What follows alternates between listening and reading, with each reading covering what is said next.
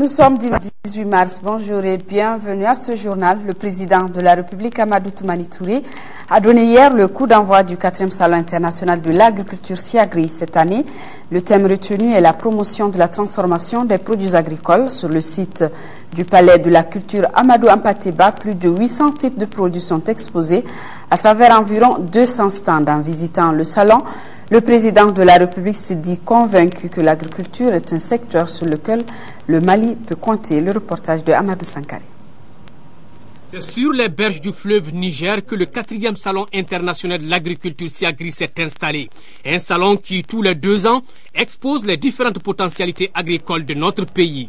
Un espace qui permet aux différents acteurs du secteur d'échanger leur expérience dans le domaine. Pour ce faire, plus de 150 stands ont été installés. Ici, on retrouve des produits et engins agricoles, mais aussi d'autres technologies pour donner plus d'élan à cette activité. Cette initiative, soutenue dès au départ par le gouvernement et portée par l'Assemblée permanente des chambres d'agriculture du Mali, APECAM, vient comme pour faire le bilan de la marche agricole du pays. Avec le thème promotion de la transformation des produits agricoles, les organisateurs de ce salon veulent valoriser les différentes productions agricoles qui demeurent un véritable challenge. Le défi majeur pour notre pays aujourd'hui est sans nul doute la transformation de nos produits agricoles, qui consacre les thèmes retenus pour cette édition 2012 et pour porter la valeur de nos produits transformés à un niveau de compétitivité acceptable dans les expositions internationales.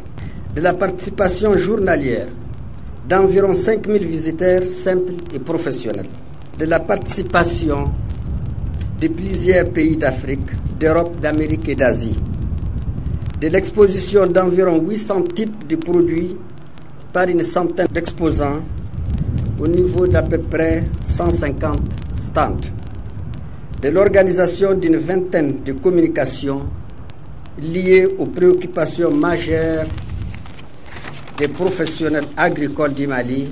Le président de la République, Amadou Toumani Touré, a passé près de 3 heures d'horloge à visiter les stands, à toucher aux produits et à discuter avec les différents exposants. Une visite qui conforte le chef de l'État dans sa vision que l'agriculture est un secteur sur lequel le Mali peut compter. J'ai vu évoluer les 4 premiers salons et j'ai vu une amélioration continue. Mais aujourd'hui, ce qui m'a frappé, d'abord, c'est la variété, c'est le nombre des exposants, c'est la qualité exposé. Et surtout, ce qui m'a le plus impressionné, c'est la série de transformations. Et dans la transformation aussi, c'est la variété dans la transformation et surtout la qualité de l'emballage. Parce que c'est là que se reconnaît d'abord la marchandise. C'est mieux emballé, mieux préparé. Et lorsque j'ai discuté avec les hommes et les femmes, ils m'ont dit, nous venons du Salon d'agriculture de France et nous avons fait un travail remarquable et nous avons fait très bon marché. Ce qui veut dire que ça a très très bien marché. Donc je voudrais vraiment profiter de l'opportunité qui m'est offerte pour encore, moi je suis convaincu déjà, je n'ai pas besoin d'effort, de convaincre ceux qui hésitent encore. Je pense que la principale richesse de notre pays, c'est le monde agricole. C'est l'élevage, la pêche, l'agriculture avec le grand A. J'ai vu également la partie animale.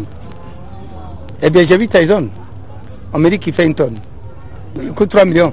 Et lorsque j'ai vu également la qualité des moutons, j'ai vu également l'amélioration qui a été faite. Et j'ai vu aussi, pour ce qui concerne la volaille, j'ai vu également la pisciculture et tout le reste. J'avoue qu'aujourd'hui, j'ai dit tout simplement que le salon était remarquable. Comme vous avez pu le constater, c'est le Mali agricole dans son ensemble qui s'est mobilisé ici pour la 4e fois consécutive pour ce salon international de l'agriculture avec un seul objectif, tirer ce secteur vers le haut. Voilà le SIAGRI qui se poursuit donc au Palais de la Culture Amadou Ampateba jusqu'au 24 mars prochain. Il y a 32 ans, disparaissait Abdul Karim Kamara, dit Cabral, ancien secrétaire général de l'Union nationale des élèves étudiants du Mali, UNEM. La nation lui a rendu hommage hier pour sa lutte en faveur de l'amélioration des conditions d'études des élèves étudiants. Ce 32e anniversaire a été marqué par une marche funèbre suivie d'un dépôt de gerbes de fleurs au pied du monument qui lui est dédié. Le reportage de Bourama Traoré. Il y a des hommes qui, par leurs actes, deviennent immortels. Abdul Karim Kamara Di Cabral en est un. 32 ans après sa disparition, cette figure emblématique du monde estudiantien reste toujours vivace dans les esprits. Comme à l'accoutumée, le 32e anniversaire de la mort de l'homme a été marqué par 2 actes majeurs. Acte 1, une marche funèbre. Cette marche est partie du siège de la Sotelma à Lafiabougou et s'est achevée au monument dédié à la mémoire de l'illustre disparu, au pied duquel le Premier ministre a déposé une gerbe de fleurs. Acte 2 de la cérémonie.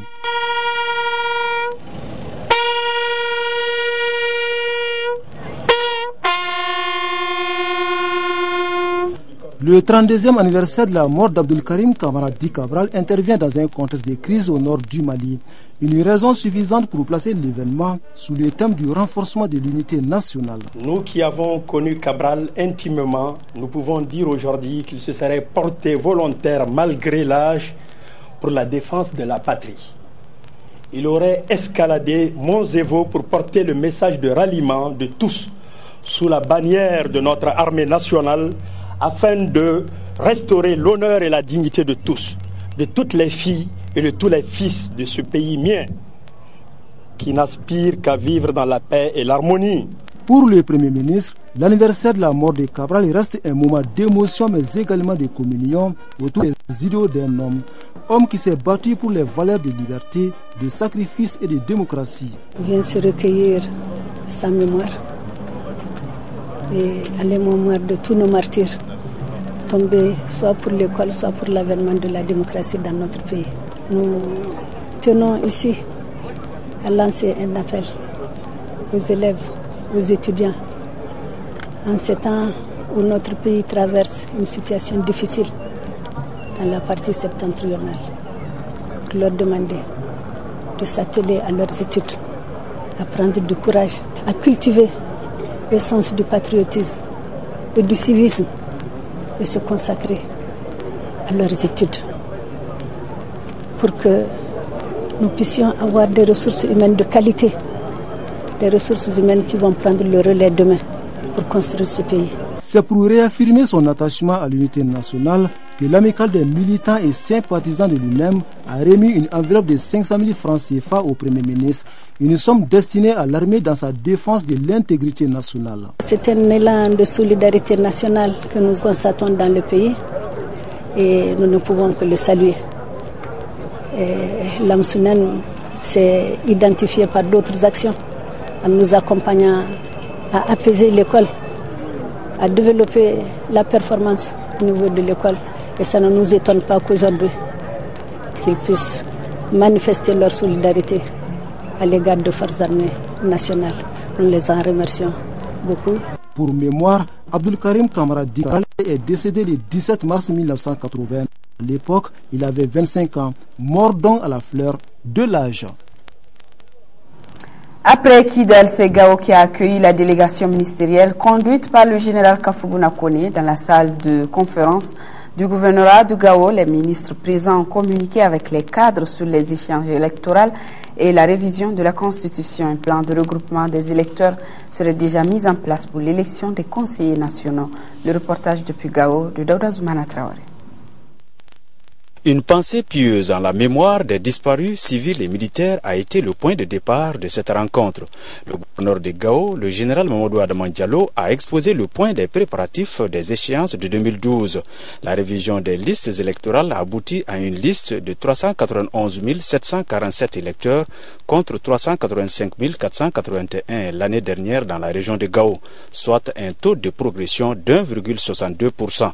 La présence de 4 ministres du gouvernement est un signal fort pour le processus électoral.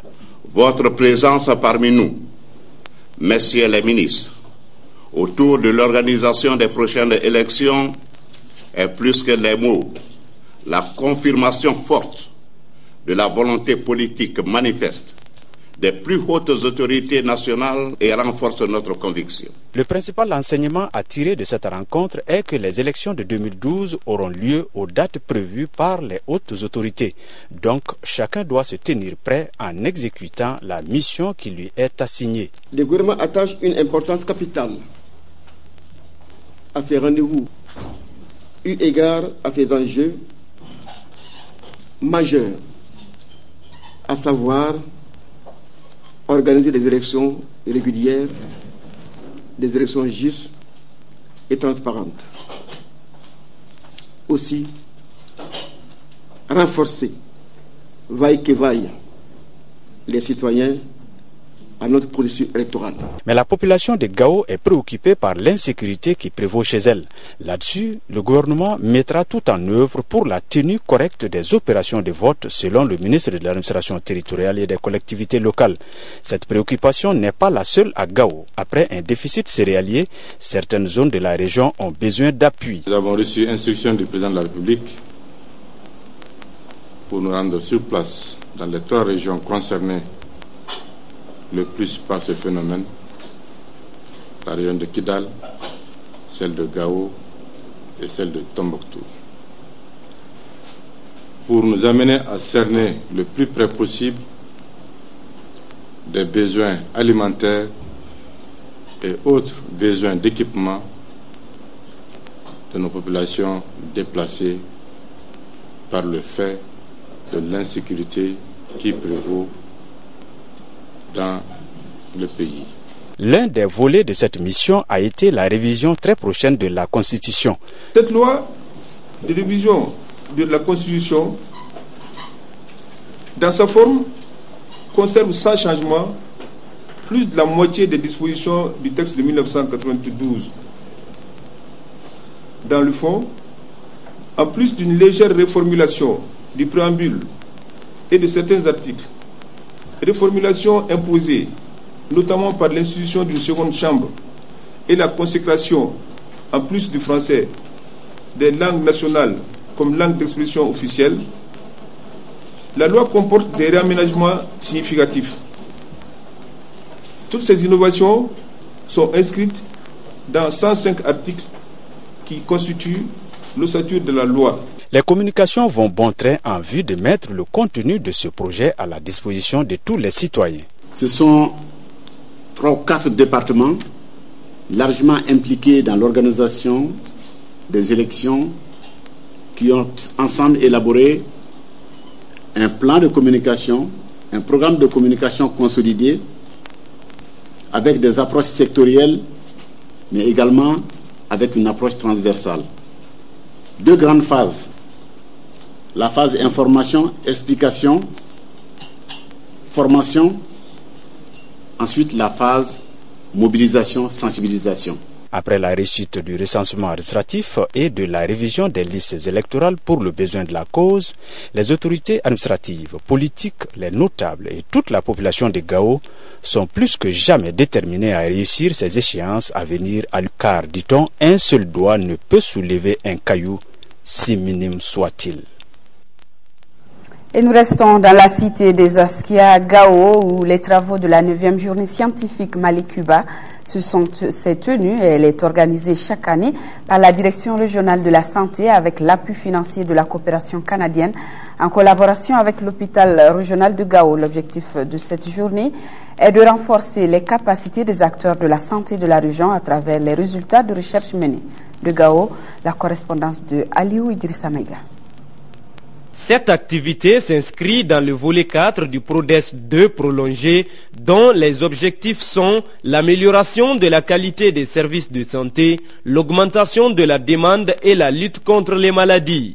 Elle est le fruit de la collaboration entre les autorités sanitaires du Mali et la brigade médicale cubaine. La cooperación bilateral entre Mali y Cuba va a ser muy importante por ser ideas de los dos presidentes, Raúl Castro, el presidente de Mali, ser muy importante para la población de Mali por la colaboración cubaine. Chaque rencontre est un moment de retrouvailles entre Maliens et Cubains. Cette année, nous sommes à la 9e édition.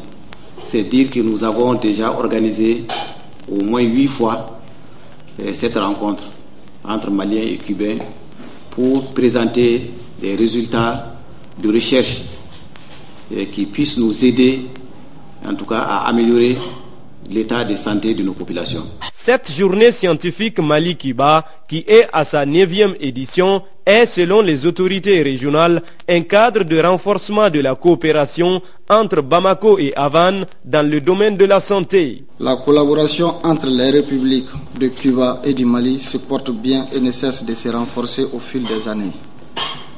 Ce dynamisme de notre coopération bilatérale est à l'actif de nos deux chefs d'État. J'ai nommé son Excellence Raúl Castro, président de la République de Cuba, et son Excellence Amadou Toumani Touré, président de la République du Mali. Ainsi, des communications ont été faites sur les pathologies médicales et chirurgicales, la gynécologie obstétrique et le VIH-Sida. Le conseil de cercle de Caille a abrité jeudi dernier la journée de l'élève maître. Le clou de la cérémonie a été une conférence débat qui a permis aux autorités politiques et administratives de la Cité des Rails de connaître les conditions difficiles dans lesquelles vivent les élèves maîtres de l'IFM de Caille. La correspondance de Jafar Haïdara. Cette conférence rentre dans le cadre de la journée de l'élève maître. Elle a pour thème IFM, structure indispensable dans l'amélioration de la qualité de l'enseignement. Au cours de cette conférence, le conférencier Mamadou Sako s'est accentué sur la qualité de l'enseignement. Le secrétaire général de l'AM de l'IFM de Caille a appelé ses camarades à adopter un tout autre comportement malgré le fardeau qui reste. Nous avons choisi la journée d'élèves maîtres pour exposer nos problèmes et rester en classe pour faire face à ce que toute la nation entière attend de nous. Les enseignants au service de l'école. Nous avons choisi les métiers d'enseignants. Nous ferons tout pour y parvenir. Malgré les conditions d'études très difficiles, les élèves maîtres de l'IFM de Caille veulent rester un exemple pour les autres. Cette journée a permis au président du conseil de cercle et au maire de la commune urbaine de Caille, parrain de la journée, de comprendre les conditions dans lesquelles travaillent ces futurs enseignants. Je voudrais aussi profiter de cette occasion pour lancer un appel à tous les élus de Caille afin qu'ils portent leur soutien à l'IFM de Caille pour renforcer les conditions d'accueil et améliorer la qualité de l'enseignement. Souhaitons que cette journée de l'élève maître apportera un grand changement dans les conditions de travail des élèves maîtres de l'IFM de Caille. Le ministère de l'Équipement et des Transports en campagne de sensibilisation des conducteurs au respect de la réglementation en vigueur en matière de limitation de vitesse sur les axes routiers du Mali. Déjà, 5 radars de limitation de vitesse acquis dans le cadre de l'exécution du programme régional de facilitation des transports et transit en Afrique de l'Ouest sont fonctionnels. Le reportage Abdrahman Meika. Ces cars en provenance de Bamako à destination de Ségasso filaient à 82 km/h, une vitesse qui est supérieure à la réglementation en vigueur en Afrique de l'Ouest. Selon cette réglementation, les véhicules légers ne doivent pas dépasser 90 km/h, les véhicules de transport en commun et autres gros porteurs doivent circuler à 70 km/h. C'est dans le souci du respect de cette réglementation que le département de l'équipement de transport a initié une campagne de sensibilisation des conducteurs et des passagers sur la limitation de vitesse. Par cette action, il s'agit également pour les responsables du département d'attirer l'attention des conducteurs et des propriétaires de véhicules à utiliser des pneus en bon état. Deux facteurs dont le respect permet d'éviter des surprises désagréables sur la route. Pour ce faire, le peloton moto de la gendarmerie nationale appuie le département dans cette tâche et bien entendu avec des radars de limitation de vitesse. Ce matériel fonctionne en le tenant et en fixant le véhicule qui vient d'en face ou bien qui fait dos. Et on fixe la plaque. Quand on fixe la plaque, la vitesse à laquelle le véhicule roule s'affiche directement sur l'écran. Nos statistiques ont montré que la plupart des accidents, comme la cause majeure, c'est l'excès de vitesse et l'utilisation des pneus usagés.